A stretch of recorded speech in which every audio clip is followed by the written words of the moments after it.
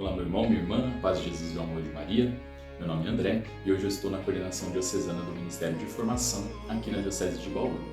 Nós estamos em andamento com um projeto aqui na nossa diocese que é o RCC Mais Santa.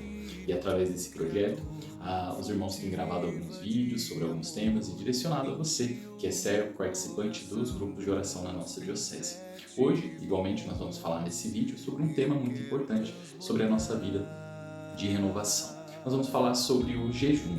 Então, o jejum é uma prática espiritual extremamente importante que caminha ali ao longo da história da nossa salvação.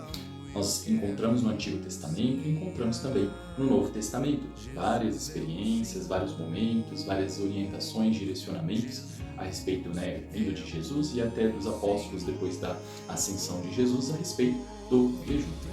Então, antes de nós falarmos aí sobre o jejum, quero dizer que eu preparei algumas orientações, alguns direcionamentos, algumas questões práticas para nós vivermos num material de apoio.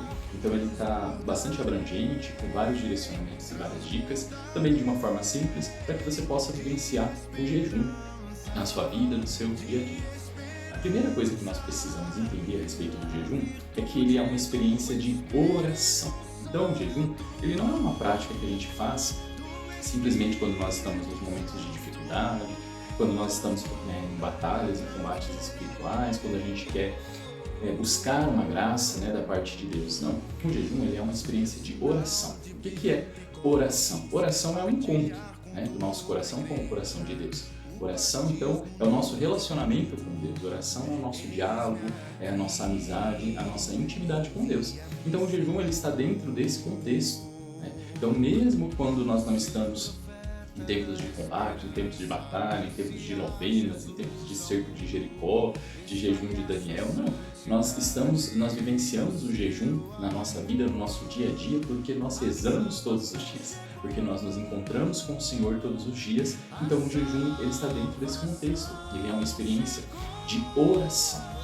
Isso precisa ficar fixado em nós, ele faz parte, ele é uma prática espiritual que faz parte da nossa vida de oração. O que o jejum ele promove em nós? Em primeiro lugar, o jejum ele é um instrumento para disciplinar a nossa vida, para nos disciplinar. É muito comum a gente acorda, toma um café da manhã, aí mais ou menos umas 10, no meio da manhã, a gente toma um outro cafezinho, come alguma coisa, e aí chega o nosso almoço, depois no meio da tarde a gente toma um outro café, entre o almoço e o café a gente come um outro docinho, come um bolinho, e aí vem o jantar, e aí vem a sobremesa, e quando a gente vê, a gente passa o nosso dia todo comendo. E o Senhor nos alerta a respeito disso. Ele fala, existem pessoas cujo Deus é o estômago. Ou seja, elas mesmas estão no centro da sua vida, e essa experiência de comer desordenadamente é um sintoma de o quanto nós estamos voltados para nós. Então o jejum, ele disciplina a nossa vida. Se nós tomamos o café da manhã, almoçamos e jantamos, nós já temos assim uma experiência de disciplina. E muitas vezes para a gente chegar a essa experiência simples de tomar o café da manhã, almoçar e jantar, nós precisamos vencer alguns desafios. A gente precisa vencer aquela balinha, aquele docinho, aquele cafezinho, aquelas coisas que vão chegando ao longo do dia que no fundo representam uma indisciplina.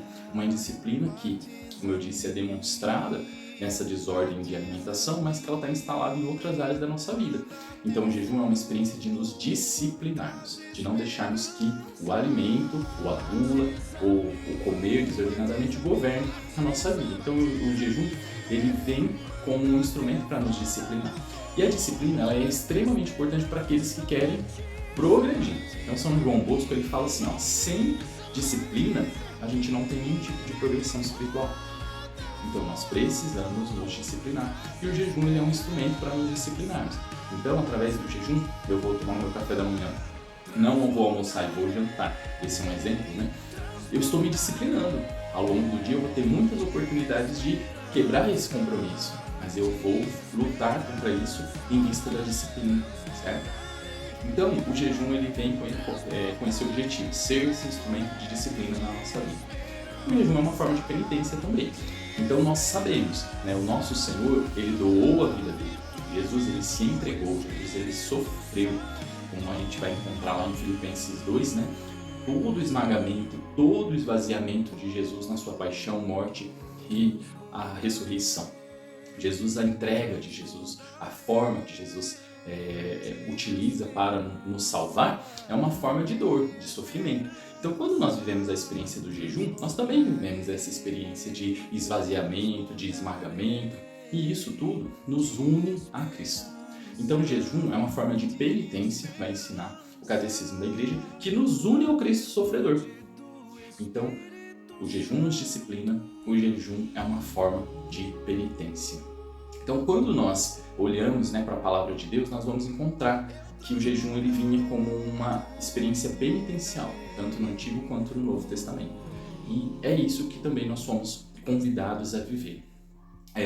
Nós temos várias formas, vários tipos de jejuns que são possíveis nós vivenciarmos dentro da igreja. O que eu gostaria de trazer aqui para nós como uma forma mais prática é o jejum da igreja. Como eu disse, eu deixei no material para nós várias dicas, várias orientações e várias possibilidades a respeito do jejum. Eu quero trazer aqui, nesse pequeno vídeo, o jejum da igreja. Como que ele funciona? E ele, ao mesmo tempo, ele é muito democrático, muitas pessoas têm restrições, então ele pode ser vivenciado de várias formas por várias pessoas. Então, o jejum da igreja, o jejum eclesiástico, que você pode aderir a partir desse vídeo, e começar aí nessa primeira semana depois desse vídeo a fazer, é o jejum onde eu tenho uma refeição completa no dia. Esse é o jejum eclesiástico. E aí eu posso fazer 2 outras refeições menores, e quando eu olhar para essas 2 refeições menores, se eu fosse juntar elas, elas seriam menor que uma refeição completa. Não é difícil da gente compreender. Então eu vou fazer uma refeição completa no dia, certo? E aí as outras 2 refeições, elas vão ser pequenininhas, para eu conseguir enganar o meu estômago, para eu não passar mal, para eu equilibrar aí, a minha fisiologia, para não cair a pressão e tudo mais. Então eu vou fazer 2 outras refeições menores. E se eu fosse juntar essas 2, elas não dariam uma refeição, certo? Completa. Então, um exemplo, eu tomo meu café da manhã, normalmente, procuro aí fazer na primeira parte da manhã, então 7, 8, 9 da manhã, porque depois já começa a perder o sentido, já vai se aproximando do almoço. Então, eu tomo meu café da manhã bem no começo aí da manhã, e aí depois eu posso não fazer o almoço, simplesmente não fazer o almoço. Eu vou fazer um pequeno lanchinho lá no jantar, mas nesse tempo aqui, talvez eu precise de um outro lanchinho para eu conseguir me equilibrar. Então, o que eu faço? Ao invés de almoçar, eu vou comer uma refeição menorzinha, enganar o meu estômago. E no jantar a mesma coisa. Por quê? Porque eu elegi como a refeição completa amanhã. Então eu tomo meu café da manhã normalmente e faço 2 outras refeições completas, que seriam no almoço e no jantar, que são pequenininhas, para poder enganar ali o meu estômago e passar o meu dia de jejum e de oração. Então, como que é o jejum eclesiástico? Uma refeição completa e 2 outras menores, que juntas não deem uma refeição completa. Eu posso, ao invés de fazer o café da manhã, minha refeição completa, fazer o almoço? Eu posso. Eu posso fazer, ao invés de fazer o almoço, minha refeição completa, fazer o jantar? Eu posso. Então, como que funciona o jejum eclesiástico? Uma refeição completa e 2 outras pequenininhas, que não é um almoço, que não é um jantar normal, tá certo? Esse é o jejum eclesiástico. Por que todo mundo pode fazer? Porque como você não fica longos tempos sem comer, o tempo todo sem comer, você precisa tomar um remédio, você que tem uma restrição aí de saúde, você pode fazer. Então, se você não vai comer arroz, feijão, uma carne, mas você pode comer uma fruta, certo? E aí você pode tomar o seu medicamento. Lógico que existem restrições mais severas, e é por isso que existem outros tipos de jejum, como eu falei, que você pode ver aí no material de apoio, algum que se adapte a você, tá certo? Gente, quando que o jejum ele é obrigatório? O jejum ele é obrigatório na quarta-feira de cinzas e na sexta-feira santa. Esses são os 2 dias que o jejum ele é obrigatório. Então, você pode analisar esse material de apoio e ver aí a sua maneira melhor, porque é necessário fazer. Somente pessoas que realmente não podem, têm problemas de saúde grave, mulheres grávidas, ou até tem aí as crianças, e os idosos, eles estão dispensados. Mas as pessoas que estão na idade normal, até 59 anos, que já iniciaram a sua vida cristã, elas estão obrigadas a fazer o jejum na quarta-feira de cinzas e na sexta-feira santa. Ao longo do ano, nós somos convidados a fazer o jejum, tá certo? Então, nós podemos fazer o jejum ao longo de todo o ano, mas é importante recordar que na Sexta-feira Santa, na Quarta-feira de Cinzas, ele é obrigatório, ok? Nós temos também o convite da igreja para a abstinência de carne às sextas-feiras. Então, na verdade, a abstinência de carne às sextas-feiras é obrigatório para nós, ok?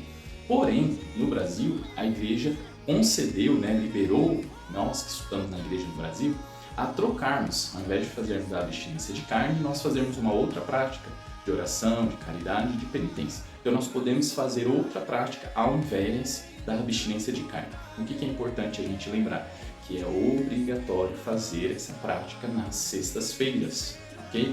Então, ou eu não vou comer carne na sexta-feira, ou eu faço uma outra prática. A igreja chama isso de comutação. Então, eu posso comutar, eu posso fazer uma outra prática. Então, um exemplo. Na sexta, todos os dias eu rezo o terço, na sexta-feira eu vou rezar um rosário, ok? Todos os dias eu vou à missa, na sexta-feira eu vou chegar mais cedo, vou fazer uma adoração e aí eu estou fazendo uma comutação. Eu preciso fazer uma prática especial na sexta-feira. Ou eu abro mão da carne, ou eu faço uma outra prática. Isso, gente, é obrigatório para nós. Isso faz parte da lei da igreja. E, portanto, quando nós não fazemos, nós estamos em pecado, ok? Então, é necessário fazer a abstinência de carne ou fazer a comutação. E aí o jejum, não, o jejum é obrigatório apenas na Quarta-feira de Cinzas e na Sexta-feira Santa. Lógico que nós somos convidados a fazer ao longo do ano, porque, como eu disse, nós vamos nos disciplinando, é uma prática de oração que nos une ao Senhor, é uma maneira de nos penitenciarmos. Então fica esse convite aqui para você, eu espero que Deus te abençoe, que o Espírito Santo te ilumine e te ajude a trazer essa prática para a sua vida. Deus te abençoe.